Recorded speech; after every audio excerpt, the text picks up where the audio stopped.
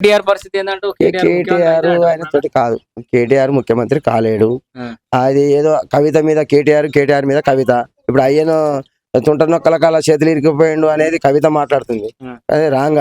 అది ఏదైనా సరే ఆయనకు కేసీఆర్ కు ఆరోగ్యం సహకరిస్తలేదు.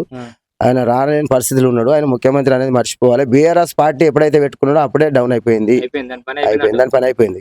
ఇంతో అంత కవిత ఇప్పుడు ఏమైంది, తెలంగాణ పార్టీ చేసుకున్నది. ఆమె తెలంగాణ బీఆర్ఎస్ అని మన టీఆర్ఎస్ అని చేసుకుంది కదా. ఈ టీఆర్ఎస్ అని చేసుకుంది కానీ ఇక ఆమె కూడా ఇక అంతే గింతే.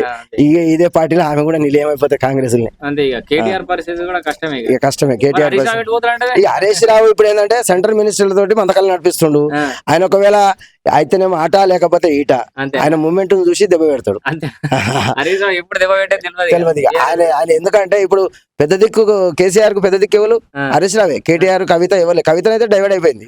ఇప్పుడు కేటీఆర్ ఉన్నాడు కాబట్టి కేటీఆర్ కూడా ఎక్కువ ఉండదు. హరీష్ రావు ఆయనకు మెయిన్ ఇంపార్టెంట్ అంటే హరీష్ రావే. తెలియదు ఆయన ఎప్పుడు దెబ్బ. ఏమైంది సార్ అప్పుడు ఏది 2023లో 2018లో మన నీటిపారుదల శాఖ మంత్రి ఉండే కదా, ఎవరు? హరీష్ రావు. ఆ 2018లో నీటిపారుదల శాఖ మంత్రి ఉంటే బాగా హార్డ్ వర్క్ చేసిండు హరీష్ రావు. దాంట్లో మాత్రం 100% మెచ్చుకోవచ్చులే. కానీ వాళ్ళంతా వర్క్ చేసినా గానీ ఆయన ఏం చేసిండు, లాస్ట్ కి ఇనాగ్రేషన్ కి అల్లునే పిలవలేదు. ఇనాగ్రేషన్ కేసీఆర్ చేసుకుంటూ వచ్చింది కదా. ఆ విషయం అయితే మీకు తెలుసు. 2019లో అయితే మీకు తెలుసు.